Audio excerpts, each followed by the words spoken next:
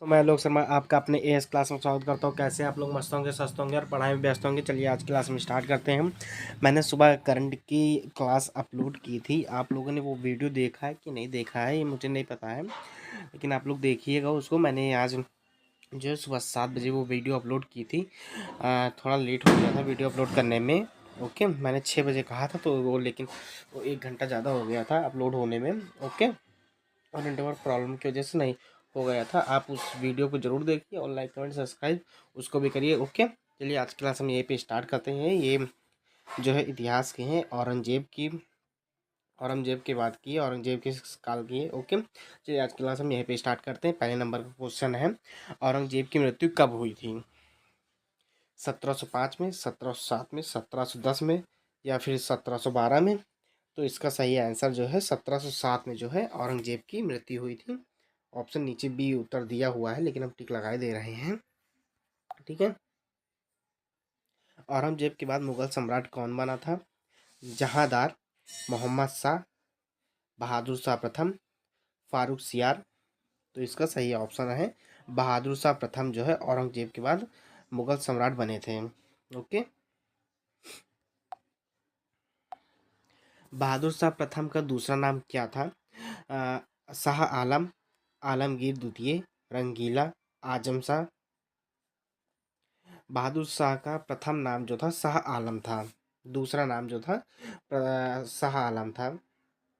बहादुर शाह प्रथम का शासनकाल था, मतलब कि कब था, कितने वर्ष का था? ओके, 1707 से 1712, 1712 से 1719, 1720 से 1740, 1739 से 1750? तो इसका सही आंसर है 1707 से 1712 तक बहादुर शाह प्रथम का शासनकाल था। ओके, बहादुर शाह प्रथम के बाद युद्ध हुआ उत्तराधिकार युद्ध हुआ जिससे मुगल सत्ता कैसी हुई? मजबूत, स्थिर, कमजोर, वास्तविक? तो जब बहादुर शाह प्रथम के बाद उत्तराधिकार युद्ध हुआ था तो जो सत्ता जो थी, मुगल सत्ता जो थी, बहुत ही कमजोर पड़ गई थी, तो इसलिए कमजोर हो गया था। बहादुर शाह प्रथम के बाद कौन सम्राट बना? जहांदार शाह, शाह आलम, अकबर द्वितीय, अहमद शाह? तो इसका सही आंसर है जहांदार। बहादुर शाह के प्रथम के बाद जो था सम्राट जो है जहांदार बने थे। जहांदार शाह किसके सहयोग से गद्दी पर बैठा? जहांदार शाह किसके सहयोग से गद्दी पर बैठा? राजपूतों के, मराठों के, अमीरों के, सैयद बंधुओं के? तो इसका सही आंसर जो है सैयद बंधुओं की सहयोग से जो है जहांदार गद्दी पर बैठा था। जहांदार शाह का शासन बहुत कम समय तक क्यों चला?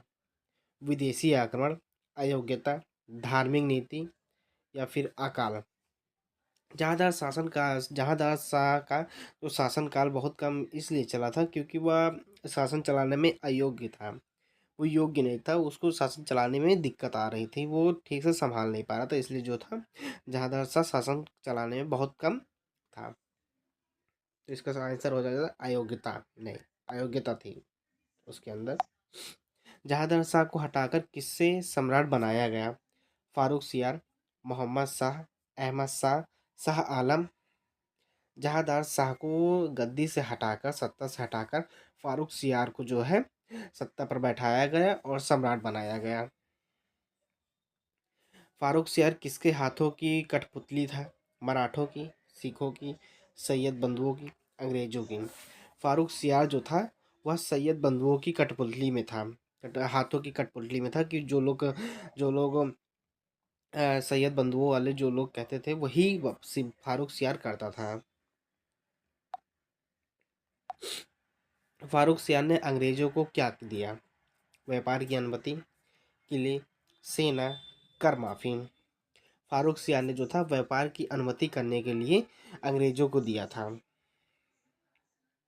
फारूक सियार के बाद मुगल साम्राज्य में क्या स्थिति हुई? स्थिरता, अरा अराजकता, विस्तार, सुधार? तो इसका सही आंसर जो है अराजकता हुआ था मुगल सम्राट की स्थिति में। 1719 के बाद कौन प्रमुख मुगल सम्राट बना? मोहम्मद शाह, बहादुर शाह, अकबर द्वितीय, आलमगीर द्वितीय। तो 1719 के बाद जो था प्रमुख मुगल सम्राट जो था बहा मोहम्मद शाह बना था। मोहम्मद शाह को किस उपनाम से जाना जाता था? जफर, रंगीला, आलमगीर, गाजी। तो मोहम्मद शाह को जो था मोहम्मद शाह को ये उपनाम से जो था रंगीला के नाम से जाना था, क्योंकि वो बहुत ही रंगीले मिजाज का था। मोहम्मद शाह के समय मुगल साम्राज्य कैसा हो गया? चरम पर, कमजोर, विस्तृत, संगठित। तो इसका आंसर है कमजोर। मोहम्मद शाह के समय जो मुगल साम्राज्य था कमजोर हो गया था। 1739 में भारत पर किसने आक्रमण किया? नदीर शाह, तैमूर, चंगेज खां, अब्दली। तो 1739 में भारत पर आक्रमण किसने किया? किसने आक्रमण किया था? नदीर शाह, चंगेज खां, अब्दली। नदीर शाह ने जो था 1739 में भारत पर आक्रमण किया था। नदीर शाह ने किस शहर को लूटा? आगरा, लाहौर, दिल्ली, काबुल। नदीर शाह ने जो था दिल्ली को लूटा। एक बात कॉमन हुई है इसमें कि देखिए जितने भी मुगल साम्राज्य के थे या फिर शैल वंश के थे, लोधी वंश के थे, सब लोग जो थे दिल्ली पर ही आक्रमण कर रहे थे, क्योंकि दिल्ली पर खजाना ज़्यादा था। ओके, बहुत ज़्यादा पैसा था वहाँ पे दिल्ली में, इसलिए सब लोग दिल्ली पे ही आक्रमण कर रहे थे और नदीर शाह ने भी दिल्ली को ही लूटा था। नदीर शाह अपने साथ क्या ले गया? कोहिनूर हीरा, मयूर सिंहासन, अपार धन, उपयुक्त सभी। तो नदीर शाह ने जो था कोहिनूर हीरा भी ले गया था, मयूर सिंहासन भी ले गया था, अपार धन। ये ये तीनों चीज जो था नदीर शाह अपने साथ लेकर गया था। नदीर शाह के आक्रमण का क्या प्रभाव पड़ा? मुगल मजबूत हुए, मुगल आर्थिक रूप से टूट गए, मराठा समाप्त, अंग्रेज हार गए। तो इसका सही आंसर मुगल जो थे आर्थिक रूप से टूट गए थे, क्योंकि सारा सोना तो उनके सारा को सोना कोहिनूर हीरा सब कुछ तो लूट ले गए थे नदीर शाह, तो जिसकी वजह से मुगल आर्थिक रूप से टूट गए थे। नदीर शाह के बाद भारत पर लगातार आक्रमण किसने किया? अहमद शाह दुरानी, बाबर, हुमायूं, चंगेज। तो इसका सही आंसर है अहमद शाह दुरानी ने जो है नदीर शाह के बाद भारत पर लगातार आक्रमण किया था। अहमद शाह दुरानी को और किस नाम से जाना जाता था? अब्दली, गाजी, तैमूर द्वितीय, शाह आलम। तो अब्दली के नाम से अब्दल शाह दुरानी को जाना जाता था। दुरानी के आक्रमणों से कौन सी शक्ति उभरी? मराठा, मुगल, तुगलक, खिलजी। दुरानी के आक्रमण से जो था मराठा शक्ति दोबारा उभरी।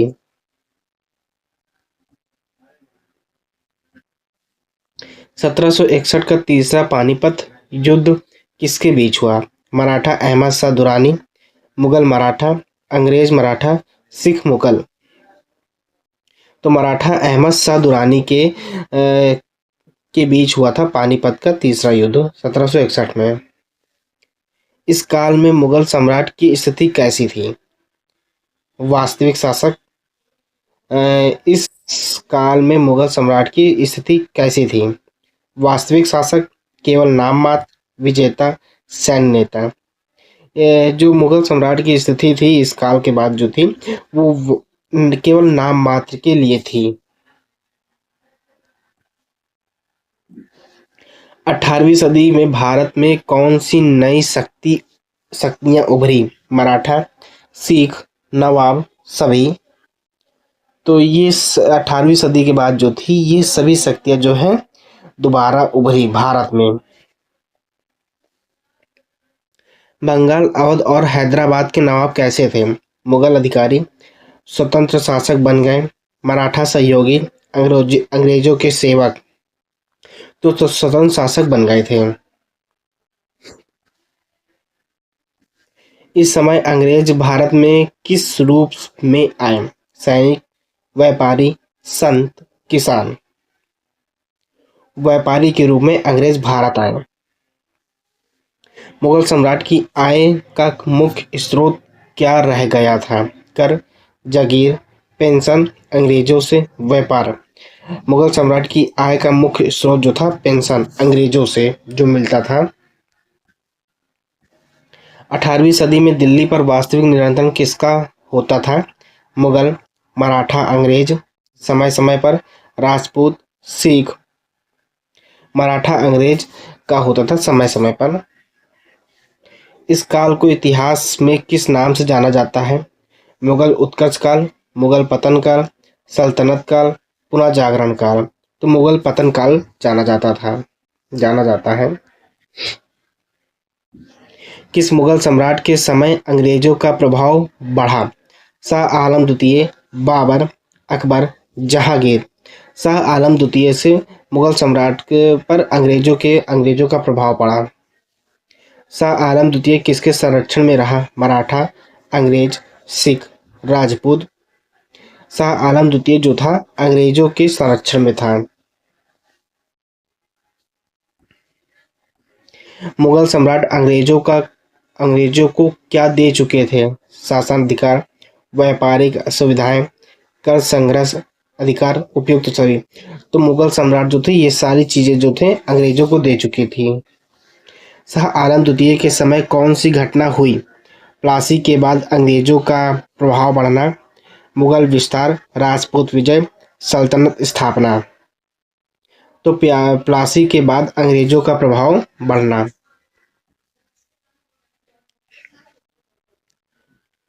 बाद के मुगल शासक किस रूप में रह गए? शक्तिशाली सम्राट, अंग्रेजों के बाद आश्रित, मराठा सेनापति, स्वतंत्र राजा। तो अंग्रेजों के ऊपर आश्रित रह गए। शाह आलम द्वितीय के बाद कौन सम्राट बना? अकबर द्वितीय, बहादुर शाह, जहांदार, दुर्रानी। अकबर द्वितीय। अकबर द्वितीय के समय वास्तविक सत्ता किसके पास थी?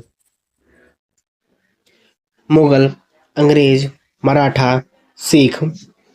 तो अंग्रेज जो थे अकबर द्वितीय के समय वास्तविक सत्ता थे। अंग्रेजों ने मुगल सम्राट को क्या बना दिया था? सैनिक, पेंशन भोगी, नवाब, सूबेदार। पेंशन भोगी बना दिया था मुगल सम्राट को अंग्रेजों ने। अंतिम मुगल सम्राट कौन था? शाह आलम, अकबर द्वितीय, बहादुर शाह जफर, जहांदार शाह। बहादुर शाह जफर तथा अंतिम मुगल सम्राट था। बहादुर शाह जफर के समय कौन सा विद्रोह हुआ? 1757 में, 1761, 1857, 1905।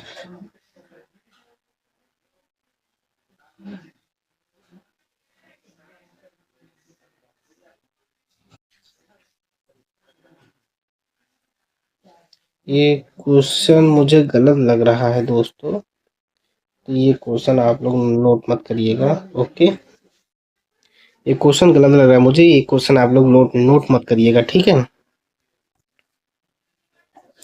1857 की क्रांति के बाद अंग्रेजों ने क्या किया? मुगल शासन बहाल, मुगल वंश समाप्त, मराठों को सत्ता दी, दिल्ली छोड़ दी। मुगल वंश समाप्त किया। 1857 के बाद भारत पर किसका सीधा शासन हुआ? Company, British crown, Maratha, Sikh. तो ब्रिटिश क्राउन का 1857 के बाद भारत पर सीधा शासन हुआ। औरंगजेब के बाद सबसे बड़ी समस्या क्या थी? उत्तराधिकारी युद्ध, आर्थिक संकट, प्रांतीय विद्रोह, सभी। ये सभी थी। मुगल प्रशासन क्यों टूट गया? कमजोर शासक, लगातार युद्ध, प्रांतों की स्वतंत्रता, सभी। तो ये सभी थी। इस काल में भारत राजनीतिक रूप से कैसा था? एकीकृत, विखंडित, शक्तिशाली, केंद्रीकृत। भारत राजनीति में जो था विखंडित था। मुगल पतन से किसे सबसे अधिक लाभ हुआ? अंग्रेज, राजपूत, सिख, अफगान। मुगल पतन से सबसे ज्यादा मजबूत लाभ जो हुआ था अंग्रेज को हुआ था। 18वीं सदी को भारतीय इतिहास में किस रूप में देखा जाता है? संक्रमण काल, स्वर्ण काल, धार्मिक काल, वैज्ञानिक काल। संक्रमण काल। मुगल शक्ति के पतन का मुख्य कारण क्या था? कमजोर उत्तराधिकारी, प्रशासनिक विघटन, विदेशी आक्रमण, सभी। तो ये सभी थे। औरंगजेब के बाद भारत में कौन सी व्यवस्था समाप्त होने लगी? केंद्रीकृत साम्राज्य, व्यापार, कृषि, संस्कृति। केंद्रीकृत साम्राज्य। औरंगजेब के बाद का पूरा काल किस परिवर्तन का प्रतीक है? मुगल उत्कर्ष, क्षेत्रीय शक्तियों का उदय, सल्तनत पुनर्जीवन, तुगलक वापसी। तो क्षेत्रीय शक्तियों का उदय जो था औरंगजेब के बाद पूरा काल में परिवर्तन हो गया। चलिए दोस्तों, आज की क्लास हम यहीं पे समाप्त करते हैं। अगर आपको वीडियो अच्छी लगी हो हमारी तो आप लाइक, कमेंट, शेयर, सब्सक्राइब जरूर करिएगा, बेल आइकन दबा दीजिएगा ताकि आपको आगे क्लास की नोटिफिकेशन मिल सके। और सुबह जो है हमारे 7 बजे जो है करंट की क्लास अपलोड होती है, आप लोग उसे जरूर देखिए और बताइए कि करंट में सही पढ़ा रहा हूँ, आप लोगों को नहीं पढ़ा रहा हूँ। ठीक है, बताइएगा। ओके, चलिए आज क्लास हम यहीं पे समाप्त करते हैं और चैनल को सब्सक्राइब जरूर कर दीजिएगा। ठीक है, चलिए आज क्लास में ये समाप्त करते हैं। Okay, tata, bye bye.